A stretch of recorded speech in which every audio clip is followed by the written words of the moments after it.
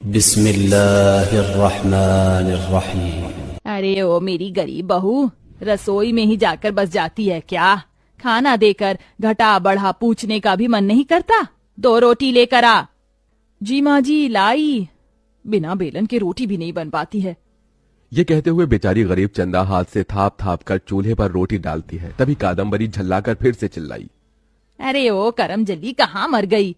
जी जी जी, जी आई माँ जी। हे भगवान, एक तो बिना बेलन की रोटी भी नहीं बेली जाती, ऊपर से चूल्हे की आंच भी धीमी जल रही है। चंदा जल्दी से रोटी लाकर थाली में देती है। ये लीजिए माँ जी रोटी। रोटी देखकर कादम्बरी का मुंह खिसियाहट से खस्ता सा हो जाता है। क्यों री नास पीटी, तेरी माँ ने तुझे रोटी बनाने भी नहीं सिखाई क्या? ये कैसी मोटी रोटी बनाई है, इसे इंसान क्या खाए, जानवर भी मुंह ना मारे।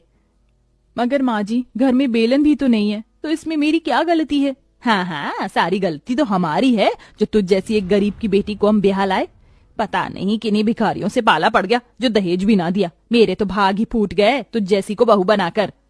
चंदा के लिए अपनी सास से गरीबी का ताना सुनना रोज का है। तभी चंदा बीती बातों में खो गई। अरे दिनेश की माँ, चलो भी, लड़की वाले हमारी राह देख रहे होंगे। तभी कादम्बरी देवी भारी सी साड़ी और नकली गहने पहने आई और इतरा के कहा, देखो तो लग रही हूँ ना लड़के की माँ। अम्मा मेरी मानो तो ये झुमके उतार दो, वरना सोने के समझकर चोर तुम्हारी कान न काट ले जाए। चिंता मत कर, तेरे होने वाले सास ससुर से सोने के झुमके मांगूंगी अपने लिए और घर का सामान भी। कैसी बातें कर रही हो भाग्यवान? अरे हम दिनेश के लिए लड़की देखने जा रहे हैं, घर का सामान हम जोड़ लेंगे। इस पर कादम्बरी पिनकते हुए बोली, अरे खाक खरीद लाओगे? महीना भर हो गया है बेलन टूटे, तुम दोनों बाप बेटों से एक बेलन तो खरीदा नहीं जा रहा। थोड़ी देर में सब लड़की वाले के घर पहुंचे, पर सेवक राम का गरीब घर देखकर जैसे कादम्बरी के सीने पर सांप लौट गए। अरे भाई साहब, मेरी चंदा के सिवा मुझ गरीब के पास आपको देने के लिए कुछ भी नहीं है। हमें कुछ नहीं चाहिए सेवक राम जी, हमें यह रिश्ता स्वीकार है। आप चंदा को एक जोड़े में विदा कर दीजिए। और चंदा विदा होकर ससुराल आ गई।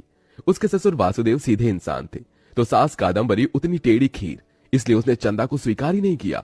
और एक दहेज न लाने के चलते चंदा को उस दिन से आज तक ताने सुनने पड़ते हैं। ऐसे ही दिन बीतते गए। चंदा का भोर आधा दिन घर द्वार बिहारते, लीपने और खाना बनाने में बीत जाता, जिससे दोपहर हो जाती। उसमें दिन भर के बीच कादम्बरी केवल उसे दोपहर में ही 2 रोटी देती। उस रोज वो खाने बैठी कि एक बुढ़िया उसके द्वार पर आकर रोटी मांगने लगी। बेटी कुछ खाने को दे दो, बड़ी भूख लगी है। उस गरीब बहू के मन में जरूरतमंद के लिए बड़ी दया माया थी। ये लो अम्मा, आप मेरे हिस्से का खाना खा लो, मैंने जूठा नहीं किया है। बहुत बहुत शुक्रिया बेटी, ईश्वर तुम्हें खुश रखे। बुढ़िया वहां से खाकर चली गई। अगले कई दिन वो अम्मा दोपहर में ही उसके द्वार पर आकर उससे रोटी मांगती। और एक दिन कादम्बरी अपनी बहू को रोटी खिलाते देख लेती और उसे बड़ा सताती है। क्यों री करम जली, इस घर में राशन क्या तेरा बाप भरवाता है जो भिखारियों को खिलाती फिर रही है? खून पसीना बहाकर मेरे पति और बेटे 2 पैसा कमा कर लाते हैं। तेरे बाप ने और कुछ तो दिया नहीं। जा जाकर उससे बेलन और कम से कम हांडी और पीतल सेट का बर्तन खरीदवा के लाइयो। ये बोल कादम्बरी ने अपनी बहू को घर से निकाल दिया। हे भगवान, मैं कहाँ जाऊँ? पिताजी ने कितनी मुश्किल से मेरी शादी की थी।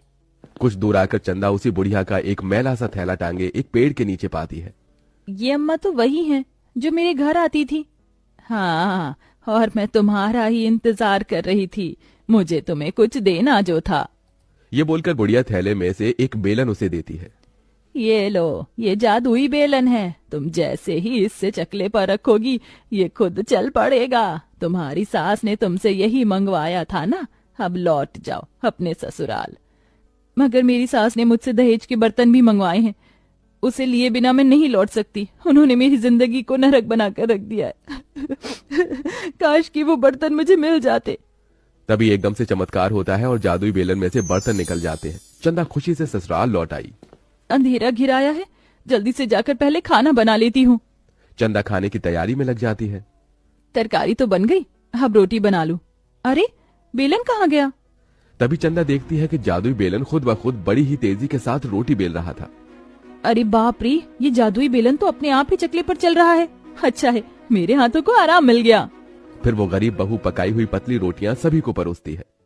अरे वाह चंदा, आज तो बड़ी पतली पतली रोटी बनाई है, कितनी मुलायम और मीठी लग रही है। बस बस, ज्यादा जोरू की तारीफ ना कर, वरना चने की झाड़ पर चढ़ जाएगी। जादुई बेलन के आ जाने से रोटी बनाना चंदा के हाथों का खेल सा हो जाता है। गरीब बहू आटा गूंथती और जादुई बेलन रोटी बनाता। इस जादुई बेलन से मुझे कितना सुख है। रसोई के बाहर से सास बेलन का जादू देख लेती है और तपाक से अंदर आती है। अच्छा, तो ये जादुई बेलन से पकती हैं पतली रोटियां, है ना मेरी गरीब बहू? अब देख, तेरा ये जादुई बेलन मुझे रुपया पैसा तो दे नहीं सकता, तो मैं अपनी गरीब बहू से थोड़ा काम और ले लूं। अब तू अपने जादुई बेलन के साथ रोटी का ढाबा चलाएगी और कमाई ज्यादा होनी चाहिए, समझी मेरी गरीब बहू? तभी मैं तुझे घर में रहने दूंगी, वरना दफा कर दूंगी तेरे बाप के घर। कादम्बरी बहुत चालाक थी, इसलिए उसने अपनी गरीब बहू के दुखती रग पर वार किया। वो जानती थी कि किसी भी सूरत में चंदा अपने गरीब पिता के घर नहीं लौटेगी। अगले रोज से चंदा ने जादुई बेलन से हर तरह की रोटी बनाने का ढाबा खोल लिया। लोग भी आने लगे। अरे ओ बहन जी, जरा रोटी लगाना। जी अभी लगाती हूँ भैया। जरा सुनिए, आपके ढाबे में और भी तरह की रोटियां बिकती हैं क्या? जैसे मिस्सी रोटी, तंदूरी रोटी, नान रोटी। बेचारी बहू के पास जवाब तो था कि वो मना कर दे, मगर उसे अपनी सास का कहा याद आया और उसने हामी भर दी। जी भाई साहब, मेरे ढाबे में हर तरह की रोटी मिलेगी। अगले ही पल बेचारी गरीब बहू चिंता में गलने लगी। तभी बेलन से आवाज आई, क्या हुआ चंदा, तुम इतनी चिंता में क्यों हो? चंदा ने जादुई बेलन को सारी बात बताई। जादुई बेलन, क्या तुम मुझे ये सारी रोटियां बनाकर दे सकते हो? हाँ चंदा, मैं बना सकता हूँ। इसी के साथ जादुई बेलन से मिस्सी रोटी, नान रोटी, तरह तरह की रोटी निकलने लगी। खासकर ग्राहक बहुत खुश हुए और चंदा की अच्छी कमाई हुई। पर घर आते कादम्बरी ने उससे सारे पैसे छीन लिए। अब चंदा का ढाबा चल पड़ा। पहले तक तो बेचारी बहू को घर की जिम्मेदारी संभालनी पड़ती थी, मगर ढाबे के काम की वजह से दोहरी मेहनत करनी पड़ती, जिससे खाए पिए बिना उसकी हालत खस्ता हो जाती। वहीं कादम्बरी सारा दिन खटिया तोड़ती। एक दिन ठंड की वजह से ढाबे पर घना कुहासा था। हे भगवान, आज कितना कुहासा है, दिन का दिन भी दिखाई नहीं दे रहा, रात सा लग रहा है। कड़ाके की ठंड की वजह से बेचारी गरीब बहू के ढाबे पर एक आधे लोग आए। घर आते कादम्बरी ने पैसे मांगे। ला दे आज के पैसे। ये लीजिए माँ जी। सिक्के देखकर चंदा की लालची सास पिनक पड़ी। क्यों री मेरी गरीब बहू, तूने क्या मुझे अपने जैसा समझा है? ये चिल्लड़ क्यों थमारी है? माँ जी, आज कमाई नहीं हुई, ठंड थी इस वजह से। कादम्बरी अपनी गरीब बहू के बाल पकड़कर जुल्म ढाने लगी। झूठन कहीं की, बता बाकी के पैसे कहाँ दबा रखे हैं? बताती है कि नोट डालू तेरे बाल। माँ जी, मेरे बाल छोड़ दीजिए। तभी जादुई बेलन बौखलाकर हवा में उछल गया और कादम्बरी को पीटने लगा। हाय, मैं मर गई। अरे दैया, अरे दैया, अरे दैया, ये जादुई बेलन है कि बला? अरे बहू, मुझे बचा। आज मैं तुझ लालची औरत को नहीं छोड़ूंगा। जान बचाने के लिए वो अपनी बहू के पीछे छिपने लगी। तभी चंदा ने कहा, रुक जाओ जादुई बेलन, माँ जी को माफ कर दो। माँ जी, आपको बस पैसे की पड़ी है, इसलिए आपने मेरी कदर नहीं की, मगर मैं आप जैसी नहीं। कादम्बरी शर्म से भर गई और उसका लालची स्वभाव अपने आप ही दूर हो गया। उसने अपनी गरीब बहू को स्वीकार भी कर लिया।